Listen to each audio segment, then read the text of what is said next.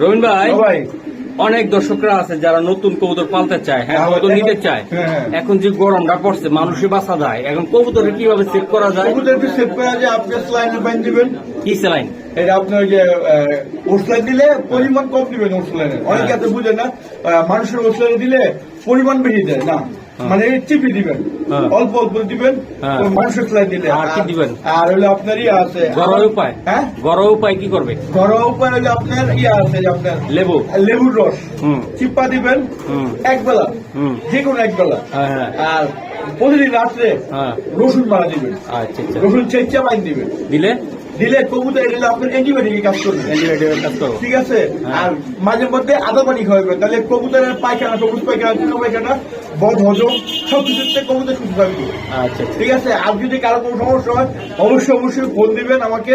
আমার নাম্বার হলো 0177396। Imo, WhatsApp, বিকাশ এই নাম্বার সবই আছে। তো আমি চেষ্টা করুন উঠিলে আমি ভালো করে মালিক আল্লাহ। ওকে, আল্লাহ হাফেজ। আল্লাহ হাফেজ।